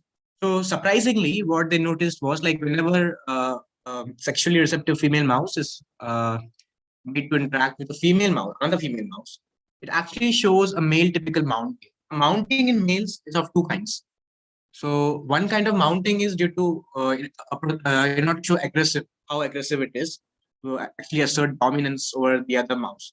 Second type of mounting which is seen is due to like reproduction, and it's actually acute, like okay, I'm ready to reproduce, and then the female actually shows low doses. You can actually see the female bend back. That is what we call as low doses. So yeah, so this was surprising when female showed mounting when it was like made to interact with another mouse. So generally, what happens is like in males, like what kind of mounting you can actually discriminate on the basis of ultrasonic vocalizations.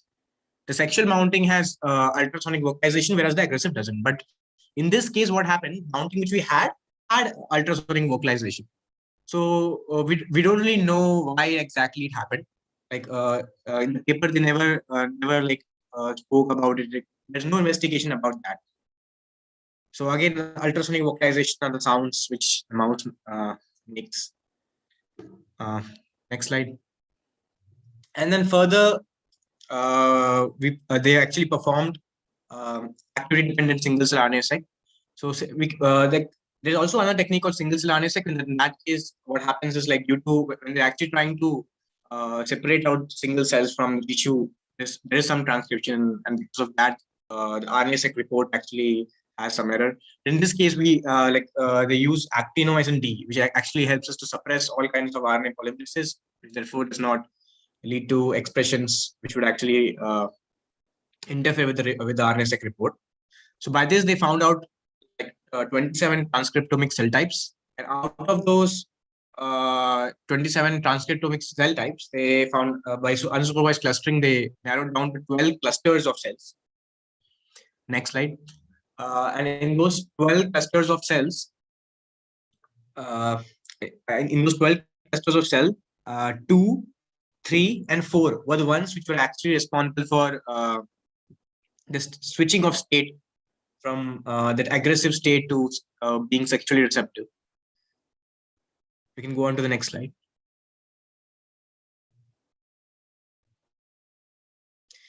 And these 3 clusters that we narrowed down on the basis of differentially expressed genes. So ESR1, as earlier suggested, like the cells which were actually responding for this state-dependent switch were involved in like were progesterone positive and progesterone receptor positive and estrogen receptor positive. So it's estrogen 1 alpha. NPY2R is neuropeptide Y, and NR5A was one is like steroidogenic factor 1. And there's another one. All these 3 are found in ventromedial hypothalamus. But there's another one which is not over here. We couldn't find the picture, so it's actually DLK1, also known as like delta-like non-canonical notch-like ligand 1. It was found in the dorsomedial hypothalamus. Next slide. So apart from differentially expressed genes, immediate early genes were also there were 139 genes, and out of those, the highest expression was seen for. So after looking at this, we can actually see out of the 12 clusters from the 27 transcriptomic cell types, you can see over here like 2, 3 are involved in mating, and the 4th one is involved in aggression. And now they wanted to see whether like are these female specific or do they have some equivalent in male? So after a bit of more analysis, they found out that the fourth one is not unique. It's not unique in female. It's there's another equivalent which is found in males, whereas 2 and 3, which are involved in mating, are unique for female. So from those 2 and 3, we found out alpha and beta cells. They found alpha and beta cells. So beta cells are from the fourth kind, and 2 and 3 are from alpha. So we can see over here in the graph, the estrogen positive and neuropeptide Y negative cells, and there's neuropeptide Y positive cells which are responsible for aggression, the beta type. Next slide. So in order to establish a causal role for these cells, to see like, are these cells definitely the ones, because the bulk calcium activity couldn't actually find out what exactly are these cells actually responsible for the behavior that is shown by the mice. So they use optogenic stimulation. So in optogenic stimulation, neurons work by change in membrane potential. So it's exactly working on the same concept. Neurons that we have for eyes also work by optogenic stimulation that is naturally found. So whenever there is light that we are receiving through our eyes, there is change in membrane potential, and that's actually communicated. Similarly, the other neurons in the brain are not working on this basis. Only the neurons that belong to the eye work on this basis. So the ones in the brain work on chemical basis. So what we do is like they actually express channel rhodopsins from bacteria, and now when we subject expose them to light, they'll start working. The neurons will start working. Just similarly, like the neurons that work in the eye. So this can be done by generating a transgenic line or using viral vectors. We can actually have this gene. We can actually have a channel rhodopsins in cells. Next slide. So first, start off with optogenic stimulation of alpha cells. So here we can see in the graph, diestress is when they are not naturally sexually receptive, and estrus is when they're naturally sexually receptive. So we can see a significant difference whenever we are switching on the light. We can see the purple area, they're actually exhibiting low doses and showing that they're ready to mate. In case of diestress, in estrus, they're naturally receptive. Therefore, initially we see that there is not much difference, but as soon as we keep exposing them to light, in second round we can see there's sufficient low doses. Next slide. Here in the graph, we can see low doses and the number of trials whenever we're exposing them to light. So the blue stands for on and the gray stands for off. So in case of estrus, we can see there is estrus. We can see whenever it's off and on, there's significant difference. As the same, because we see the same for diestrus. And yellow fluorescent protein here is actually for visualization. If you can see in the diagram, we can show like CHR2, channel rhodopsin 2. So channel rhodopsin 2 is actually tagged with YFPs that help them to actually visualize like population of cells which are actually having actually expressing channel rhodopsin, and rest is stained by DAPI. So that is why like we cannot really see much difference. It's obvious like why don't we see like much difference in YFP, because YFP is not changing. What's actually changing is the channel rhodopsin expression. And similarly, we can see another graph for intromitting or populating the males that spend time. Whenever we are switching it on, it's higher in estrus and higher in diestress. Next slide, please. So the effects on maternal aggression. So what if first what we did is like we exposed it to expose light to the fibers to the mice which were like sexually receptive, or they were in diestress stage when they're not sexually receptive. But now we are talking about those mice which are actually like lactating. So they actually natural aggression whenever they meet an intruder, they're going to attack. So here initially there'll be a bit of sniffing whenever the intruder comes. So we don't see any attack. And in the second and third round, we can see the red areas when there's actual attack. So whenever we're switching on the light, in that particular window, we don't see any attack. We see sniffing. So that's actually cut down to sniffing. Now it's interesting how in a diestress stage that's leading to sexual receptivity whenever we're turning on the light. But here in case of maternal aggression, when the mice are aggressive, in that case we see sniffing. So it's not, alpha cells here are not directly helping in reproduction. But whenever the mice is aggressive, it's actually helping us to cut down to sniffing. So we can say there's some kind of antagonistic relationship between beta cells, which we'll be discussing further, and alpha cells. Next slide, please. Yeah. So here it's again about the attack probability. So we can see like whenever the window, the blue windows when the light is on,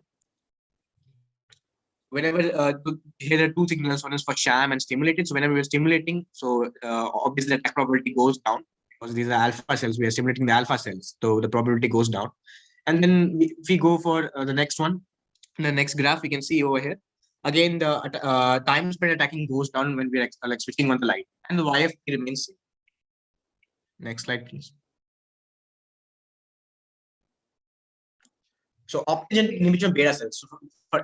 So all this time we were talking about alpha cells, which were responsible for sexual receptivity. And in case of like maternal aggression, we saw like not exactly sexual receptivity, but help us to bring down the aggressiveness. So here, in case of beta cells, which are responsible for aggression, so first we start off with like inhibition of beta cells.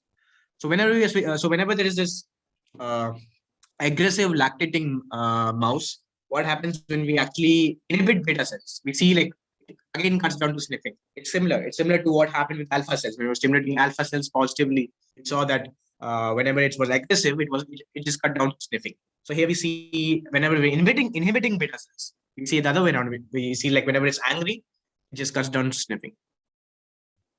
Next one, please. So it's the same thing that we discussed in the previous slide. See the attack probability. It again goes down whenever we are inhibiting. And here we are using another. So we had channel rhodopsin there. Here we're using another from Natromonas. There's another bacteria. So it's the rhodopsin of that particular bacteria. So here we see again that time for attacking goes down, and the YFP is really same.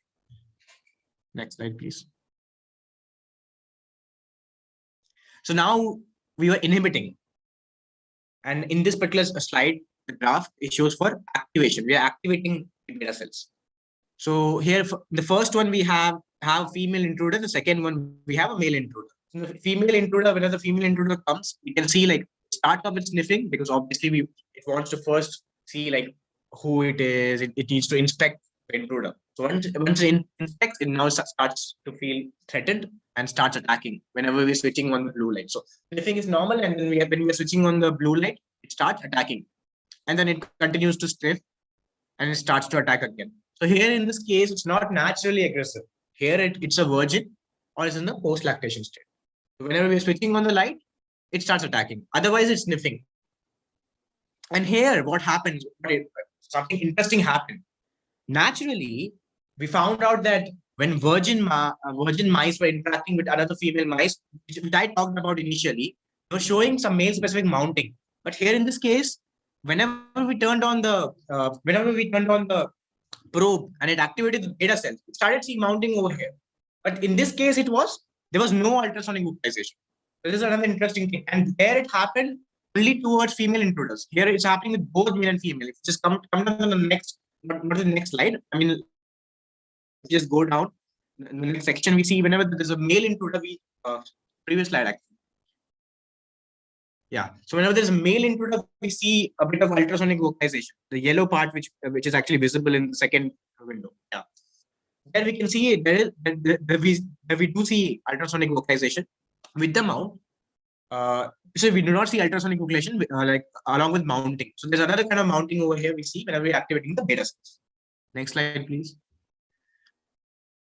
Here's another representation of what we saw earlier. So whenever we are switching on the light, we see whenever we're activating beta cells, we see attack in several trials. And again, a mock stimulation when there is no light. See, like there's no attack at all. It's just normal mounting and information. And here in the next graph, we can see like it's 100%. The attack is 100% whenever we're stimulating the beta cells. Next slide, please. So for now, whatever I spoke about was like how directly we can relate alpha cells and beta cells to behavior. But now we need to join the lines. We need to know at what specific time, when exactly there's this change. So we need to relate it. We did it behaviorally, but we need to like account for the time and exactly the switch is happening, so that we can now actually to connect the dots, we further discuss like how exactly we are doing it. Yes. So until now, we have seen that alpha cells control female receptivity and inhibits maternal aggression, while beta cells evoke female aggression regardless of state. So beta cells are responsible for aggression. We can note down, and alpha cells are inhibiting or are responsible for receptivity in the behavior. So after understanding the role of alpha and beta cells in female sexual and receptivity and aggression, we will now investigate the dynamics of their activation during the social interaction. That is which cells are active during which state. So from the sequencing results, we know that the cells were active at some point during female mating or aggression. So now we can move ahead and understand in detail about alpha and beta cells. So the switch from the state, they can be responsible or can be influenced by these three uh, activities, that is ceremonial cues, internal state, or specific motor behavior. So to understand these three, fiber photometry is a technique which was used to understand the behavior. They optically recorded the bulk calcium signals through fiber photometry. Next. So what is fiber photometry? It is a calcium imaging technique that captures bulk or the population level of calcium activity from a specific cell type within the brain region or the functional network of neurons in order to study the neural circuits. So we use an optic fiber. So in the image, you can see a mice to which a red color optic fiber is attached. This instrument helps in plotting graphs or giving results of the optical activity or the neural activities that is happening in the brain. So what are the different graphs or peaks that can be plotted or can be obtained from this activity are shown in the graphs given below, given on the other side. That is, the peaks can be drawn. We can trace the activity through this technique. Next. So in the experiment, the alpha cells but not beta cells in virgin females selectively respond to the male cues. Initially, they investigated which stimuli activates the alpha cells or the beta cells most strongly. They expressed the fluorescent calcium sensor, that is GCAM6M, in virgin females and performed fiber photometry. So in figure C, we can see the imaging from alpha cells, and in figure D, we can see the image of beta cells that are recorded from photometry results. Next, to understand the figure in the previous slide, we shall understand the experiment model. So in the experiment model, they introduced a female, a male, and a toy mouse to a female, which was home cage, and monitored the alpha and beta cells. So in figure B, we can see a virgin female mice to which an optical fiber is attached, the blue color one, and this mouse was introduced to a male mouse, a female mouse, and a toy mouse, and the activity was recorded. Next. We shall first see the activity of alpha cells from the three interactions. So the initial encounter, that is defined as the first close sniffing interaction between the female resident and the intruder. The alpha cells showed significantly higher responses during initial encounter with the male with either female or a male mouse toy. That is, in figure E, we can see the activity of blue line or the blue graph is more when compared to the pink line or the pink graph, that is the toy or the female mouse. In figure H, they also measured the response of alpha cells during subsequent sniffing of the intruder following the initial encounter. They observed that activity was almost increased, the sniffing was increased, but whereas with the toy for the female, the activity was not seen. Now in figure K, to confirm that male preferred response is due to olfactory cues, that is the pheromonal cues that I was talking in the previous slides. So to understand the olfactory cues, they used urine samples to investigate the activity of the cells. So in figure K, they brought urine samples from male, from female, and water for the toy. So the activity here of alpha cells subsequently increased for male urine, but the activity was very less for female and the toy. This results indicate that alpha cells preferentially were activated by male cues, even in absence of male mating behavior.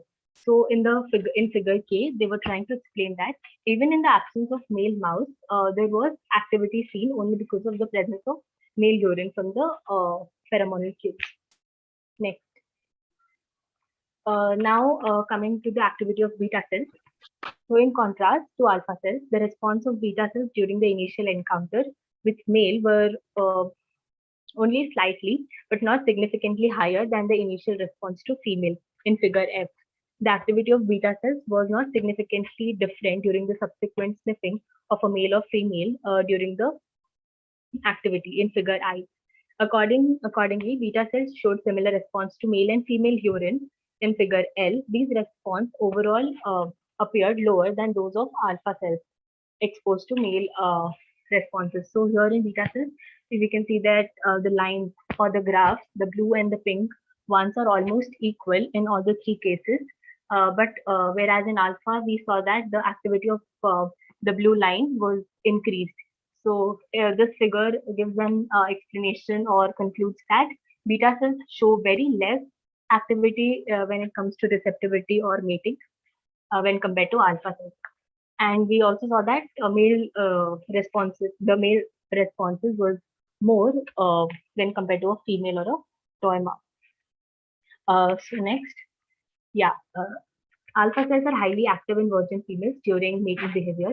So they investigated that alpha cells are also active during consummatory sexual behavior in mating interactions. So they introduced a sexually active adult mice to a female home cage and allowed the mice to interact freely for 30 minutes.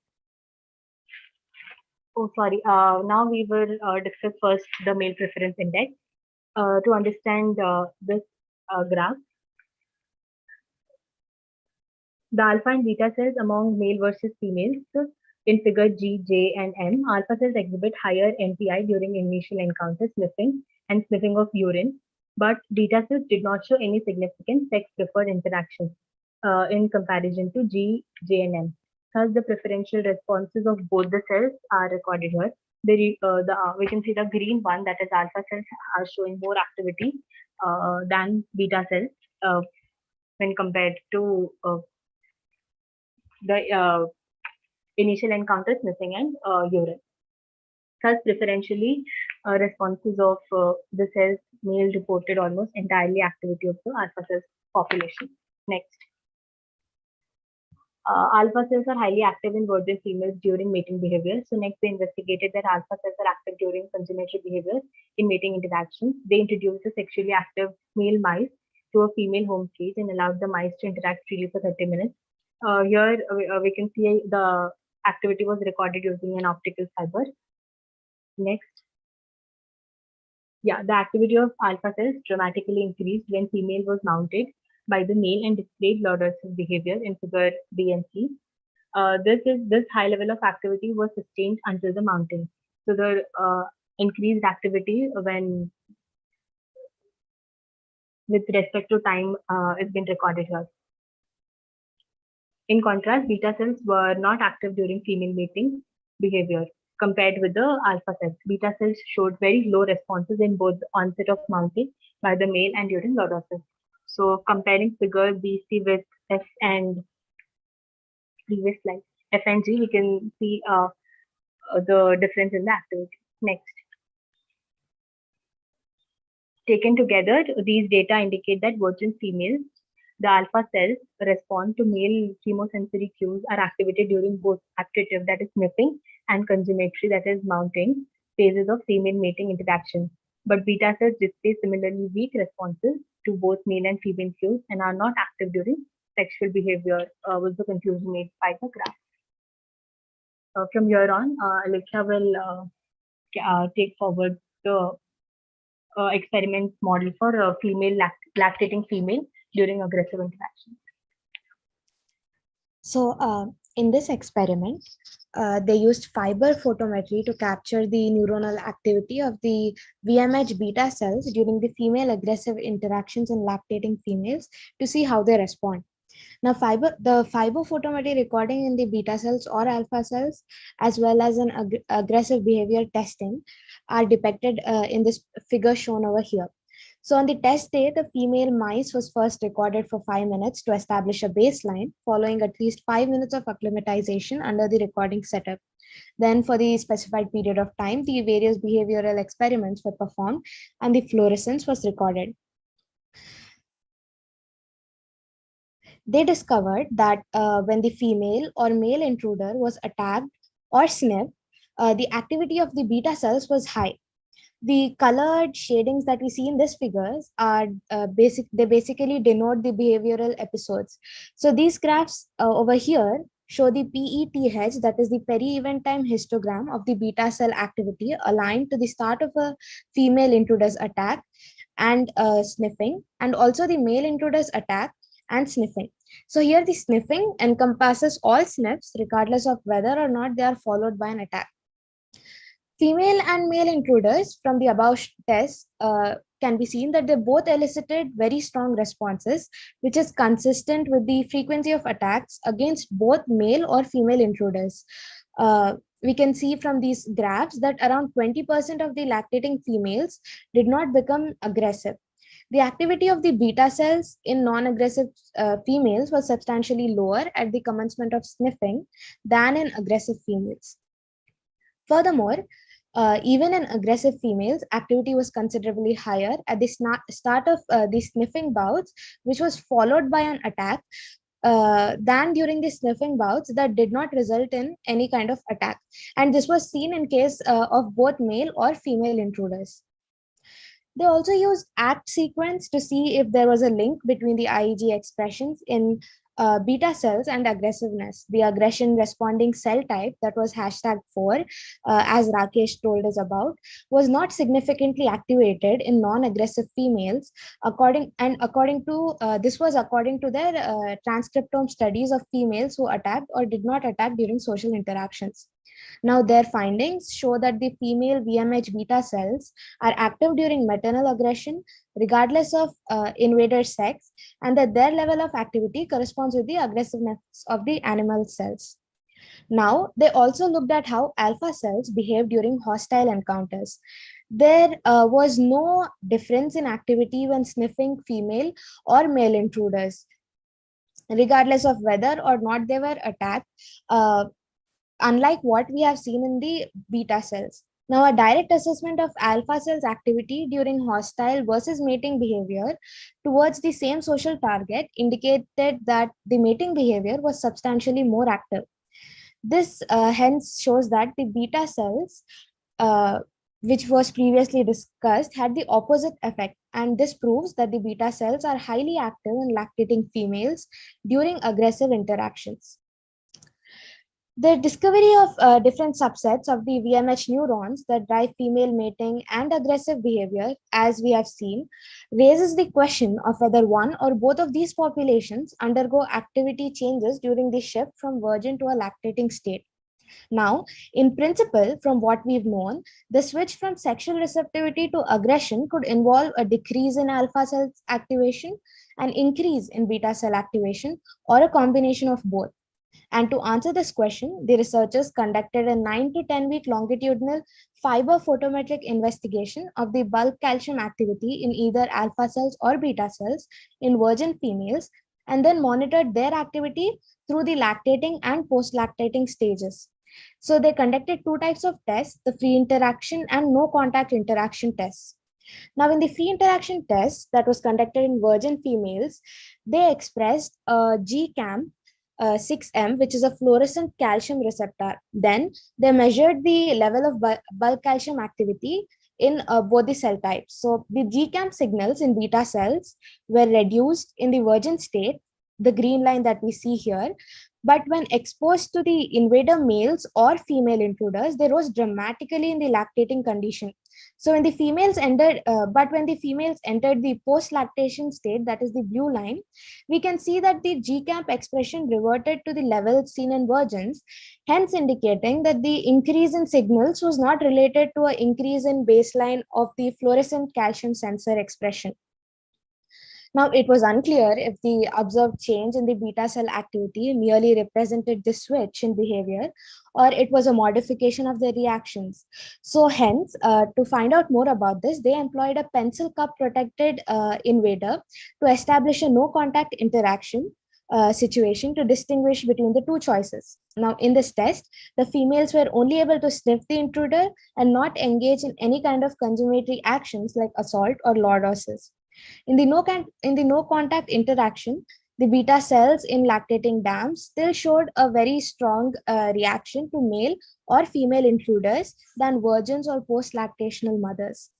Now, in all the three studied states, the sniffing pattern and total sniffing time were not different, hence demonstrating that the increased brain activity observed in the lactating condition is not simply due to a longer interaction. And these findings back up the theory that the female VMH beta cells show state-dependent reversible change in social cue sensitivity, and this corresponds to the animal's behavioral response to intruders.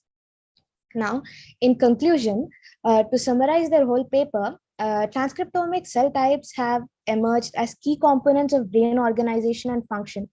However, it is yet unknown how certain cell types contribute to behavioral plasticity. The researchers here looked into the brain control of a reproductive, state-dependent shift in female social behaviors, and their findings show that this switch is caused by a reversible alteration in the functional characteristics of different transcriptome types. These findings suggest that cell type specific regulation plays a role in the state dependent control of social behavior, and this paves the door for further research into the molecular and circuit level mechanisms. Thank you.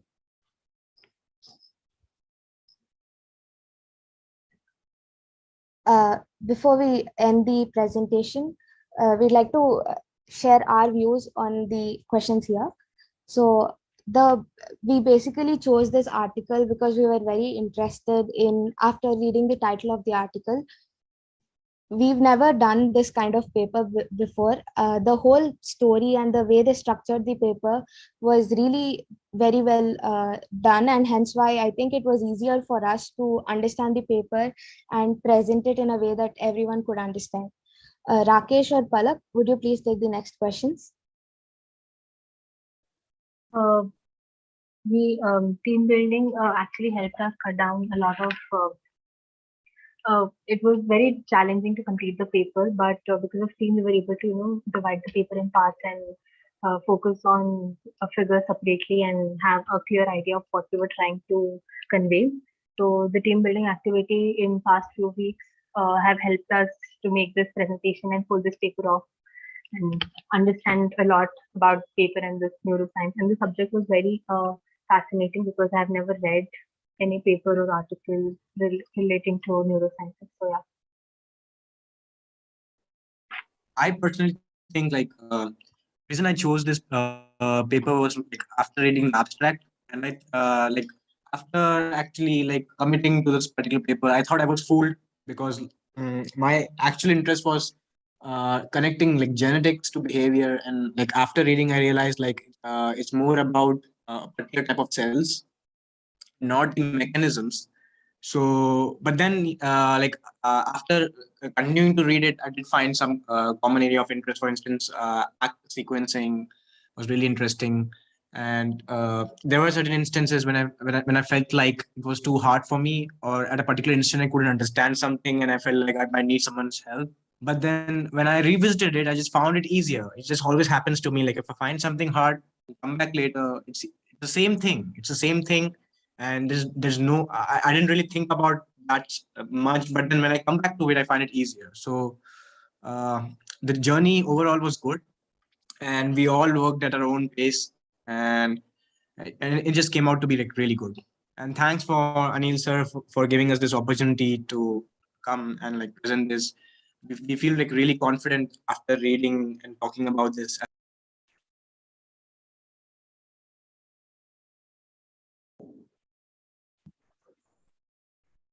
Thank you.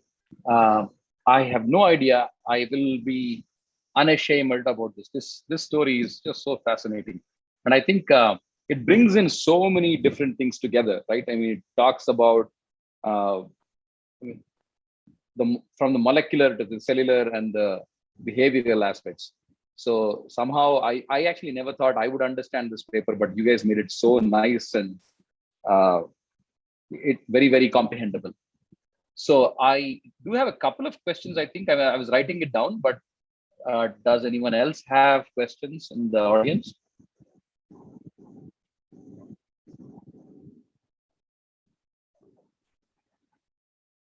See any comments or questions? Something similar, Anil, that we discussed sometime back. So again, this paper, of course, mainly talks about mice, but can something similar happen with other model organisms? And I found this very interesting that, I mean, both the groups also want to talk about humans at some point. So that is also something interesting.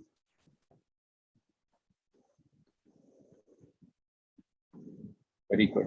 No questions? Personally, it doesn't seem like a very long day to me. I don't know. We've been very active since 9 a.m., but it doesn't look like I think it went by really fast. So if there are no specific questions, I think we can end the session here and really reflect upon the process itself. So anything specifically with regards to questions, I mean, the conceptual stuff, the science part. If there are none, I will close the